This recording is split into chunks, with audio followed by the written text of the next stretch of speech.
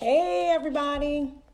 It is 12 noon. It is Wednesday, and I am here, Deborah Porter with Mom's Mentoring Circle, where we support you with systems and strategies for your home, your lives, your schedules, your kids' schedules, organizing family calendars. And really, the purpose of that is so that you can remember and know that being a mother is a title we wear, not the only title that we wear, and that you should still be going after your own dreams, goals, and desires. Hey, Stephanie, how are you? Good to see you, sweetie. So today, y'all know me, I'm gonna get right into it. I'm not gonna wait around to see who joins. That's what replay is for. So today we're talking about, this is so important to me, 5 things to stop telling yourself as a mom and what to do in place of that. Because I think it can be counterintuitive to just say, I'm not going to do this anymore, if you don't fill that space with something instead. Because many times what will happen is the groove of that has kind of worn into our lives, and we'll either fall back into that habit or maybe a worse habit. So when you're removing something, replace it with the good thing and the positive thing that you want in its place. So 5 things to stop telling yourself as a mom and what to do instead. So I'm going to go through, just kind of let you know what those 5 things are, and then I'll go back and go over them. So the first one is, we tell ourselves that so-and-so is a better mother than I am. Whoever that so-and-so may be. So-and-so is a better mother than I am. That's one. The second one is, if my kids fail, it's because of something I did or I didn't do, and they may not succeed in life now because of it. This is all kind of self-talk, head talk going on with us. Many times it's not even anything we've ever said to anyone. It's what's going on inside of our own heads. Third one is, my parenting mistakes will scar my kids forever. Fourth one is, supermom is the best mom. Y'all already know how I feel about supermom. And number 5 is, self-care is selfish. So these are the 5 things I want moms to stop telling themselves. And I'm going to explain why. So the first one is, so-and-so is a better mom than I am. The reason why this is a problem is because we are often comparing what might be our worst day or our worst moment with what could be someone else's best moment and shining day. And so it's not an eggs to eggs or apples to apples comparison. And I find that when I would feel myself going there and hear myself saying, oh my gosh, she is so amazing, she has it so together, I would often say something to that mom. I'd be like, girl, you are killing it today. And 9 times out of 10, that mom would say, is that what you think? You have no idea the fight that me and this little person just had just to get here. Or you have no idea how many loads of laundry are waiting for me at my house. That's why I left. I had to get out the house. So to debunk that myth, say something to that mom, connect with that mom. I always feel like we're better when we collaborate than when we compare. So connect with that mom. You've heard me say that perfection is the enemy of our peace. Theodore Roosevelt said, comparison is the thief of joy. That is true. You cannot live in a joyous moment if you are comparing it to your neighbor or the person across McDonald's or Chick-fil-A or wherever you like to take your kid. You cannot have that joyous moment and really experience it if you're sitting in comparison. So comparison is the thief of joy. So we've debunked that first myth, okay? That first myth is so-and-so is a better mom than I. Not. Every mom, every woman has her own successes and her own struggles, period. So-and-so is not a better mom than you. Okay, number 2, if my kids fail, it's because of something I did or didn't do, and thus they may not succeed in life. We go there, right? I mean, I'm just saying, as a mom, self-talk is real. And we got all kinds of stuff going on in our head. Let me tell you why this is not true and what I really want you to be on the lookout for when you feel yourself and hear yourself talking to yourself that way. This is an early sign of a lawnmower parent. And the reason I say that is because a lawnmower parent is thinking, I don't want my kids to fail, so I should remove all opportunity for them to fail, thus they will succeed. So if I mow down all the problems, they'll succeed. Doesn't work like that. 1 + 1 = 2 only in math. 1 + 1 does not equal 2 in life. Removing obstacles does not ensure success. But you know what does and what can? Someone having the proper tools so that when problems arise, I didn't say if problems arise, when problems arise, they have the tools and the know-how for what to do. So when you feel yourself and hear yourself saying, oh my gosh, if my kid fails, then I failed and it's my fault, automatically tell yourself, nope, I'm not going down the lawnmower parent. I'm going to be, this is a new term I heard today, elevator parent. I want to be the elevator parent, where I am providing my children with the tools necessary so that they continue to grow and rise and go up. So be on guard when you begin to hear yourself thinking and saying to yourself, their failure somehow equals my failure, somehow equals future failure. Not true. Not true. All right, so we have debunked 2 myths already. So-and-so is not a better mother than you. And failure does not necessarily mean and does not mean failure in life. Kids will make mistakes. Things will not go their way. They will fail things from time to time. But there's an opportunity to grow from that. There's an opportunity to find out what's the lesson. What'd you learn? What'd you learn about yourself? What'd you learn about that particular thing? It's a time to grow and continue to go up and up. Number 3, my parenting mistakes will scar my kids forever. I can't tell you how many times I've had that talk with myself over and over again. But here's the problem. Not true. Not true. And here's why it's not true. Because we all make mistakes. We all make mistakes, but here's what we need to be thinking about in those mistakes, because as we work through our mistakes, we're teaching our kids in that moment how to work through theirs. So when a mistake is made, first thing, what's the lesson? What did I learn? What did I learn about me? What did I learn about that situation? Did I apologize? And see, this is a little old school, right? That's a little old school. I grew up in a time where adults did not apologize to kids. It just did not happen. It was not a thing in my family. Now, I can't speak for yours, but adults telling a child, I'm sorry, wasn't a thing. But what I've learned is it's not a pride thing. It's really not. It's everything is a life lesson. And it's an opportunity for us to express to our children, guess what? We all make mistakes. And apologizing is not a bad thing. So what's the lesson? Did I apologize? Here's a big one. Did I forgive myself? And then you can grow, right? As parents, we make mistakes. We overreact. We may blame the wrong child for the thing that happened and punish that child to later find out it wasn't even that child. It happens. My grandmother used to say, that's all right. You didn't do that thing, but you did something that you got away with. So punish, at the end of the day, it all equals itself out. So I was like, okay. Because you didn't talk back then either. She won't apologize, and then I wasn't talking back.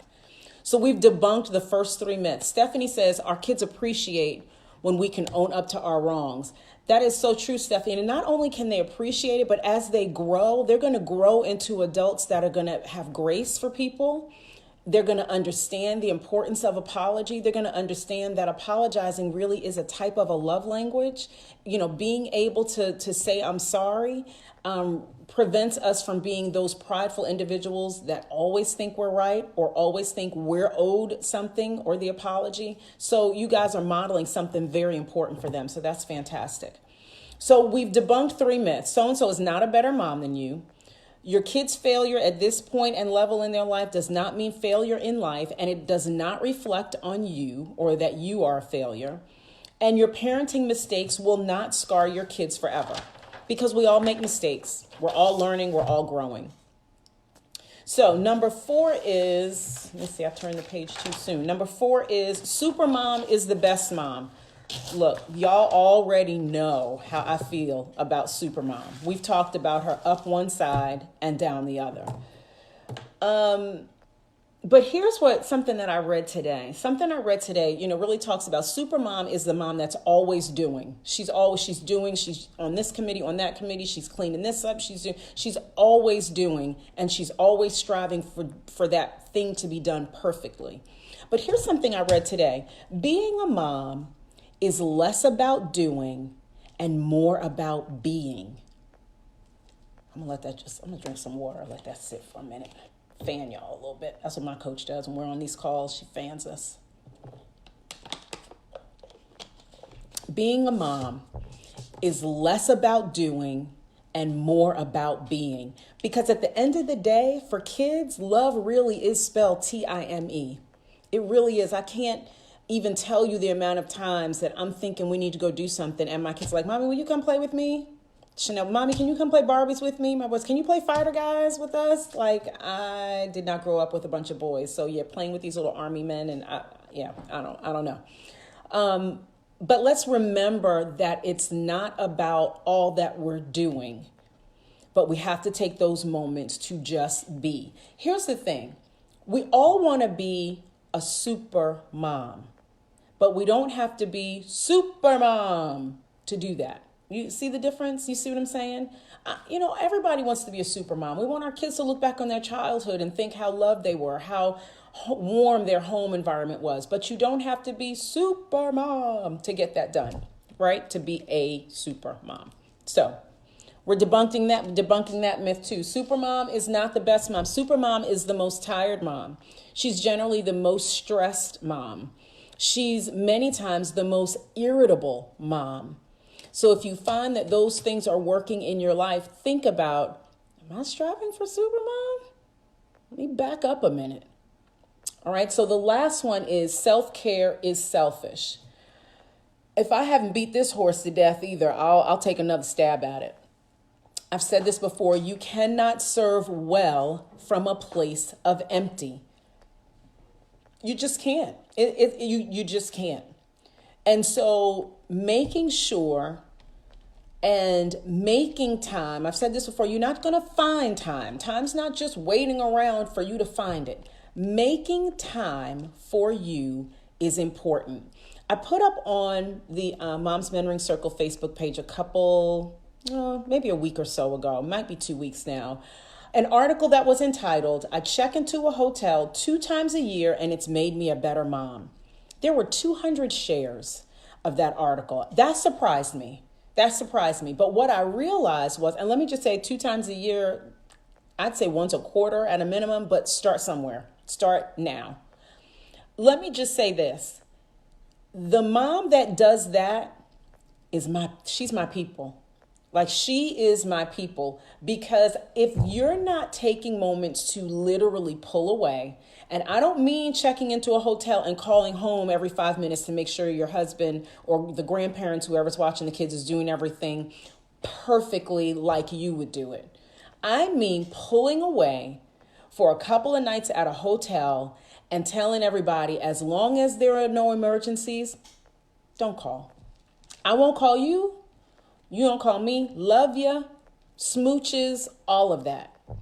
But the pulling away can be so difficult for us as moms, especially for Supermom, because Supermom doesn't just want everything done. She wants it done my way, because my way is the right way. So let me encourage you with this whole struggle of self-care that moms and women in general, I think, depending on where you are in life, struggle with. Self-care is as important as any other care of your body and of your spirit and of your mental capacities. And so if you have not done this yet, and maybe you're not into 2 nights at a hotel, I don't know a mom that wouldn't be, but let's just say, for argument's sake, you're not into that. That's not what you're trying to do. You ain't feeling that. How about one night? How about start with a whole day? You leave the house that morning, I'll see y'all at bedtime. Start somewhere. The opportunity to pull away and be able to hear yourself think, to journal, to dream. Have you ever, I had a girlfriend, I thought this was genius, who would tell her kids to go up to their rooms. This was their time to dream. No TV. Our kids were kind of just, electronics were just coming out. So we were really, we didn't have to fight about phones and stuff. But she would send her kids to their room, and they literally were just told to dream. Dream. What would you do? What would you be? If there were no limits, no boundaries, who could you be? What could you accomplish? What would you want to do in life? And her children, like, these are my nieces and nephews. You know how we do that. You know how our best friends become our sisters, and our kids call them auntie and uncle. Y'all know about that. So these are my niece, my nephews, my goddaughter. These kids are living those dreams. that their mom had the wherewithal to send them to their rooms to do. Do you do that? Like, as a mom, do you just pull away and dream? It costs you nothing. So I'm going to leave you with that. On one of these mom trips that you go on just yourself, take some time to just dream. I know we like to binge on crazy TV sometime and eat junk food, and that's fine. But take some of that time in silence to just dream about who and what God has for you to do and to be. So this was good for me. I hope you enjoyed it. I do want to let you know that I spoke last week about a home management system course that is going to start next week. I'm sending out the emails for that later today with all of the details. I'm super excited. This is going to serve you and support you instantly. These are going to be systems and things that you literally can get off of that live with, because we're going to do it in a similar setting like this in a private Facebook group. But those are going to be systems that literally you're going to be able to get out of that group and go put into action right away. Quick and easy, nothing really complex. But I think being able to have me to share with you how I've worked through the kinks of those will help support you tremendously. So I'll send out those emails. I will probably put a link up here in this page as well later today, maybe by this evening. The other thing I want you to know, well, and let me just say this, sign up for that. You know that you need that. I don't even have to push hard there. You know, if when you wake up, you're thinking, I don't even know how things got this out of hand. Like, this is not even me. I don't even know how I got here. Sign up. This is not rocket science. The other thing I want you to know is that we're still always here to support you with whatever goals you have for your own home and for your own life, and that you're able to, click on the link that will also be provided for 30 minutes for you and I to talk, get on my calendar, and let's just hash out kind of where you are. But this home management systems jumpstart course is really going to set most of you, if not all of you that sign up for sure, on a trajectory where you're going to be able to see light at the end of the tunnel. The fog will lift. For me, order was really important. So being in a place and state of disorder, there was just always this fog. So I'm going to lift the fog for you. All right. I'm going to put the information here later on today. I'll also send it out. If I have your email address, I'm going to send it directly to your inbox. If you'd like it sent to your inbox, provide me your email address either here or send me a message if you don't want it here for everybody. But it's fine. This is safe. No big deal. All right. Love you guys. This was awesome. I'm getting ready to go outside and get some walking in. Have a great day. Bye.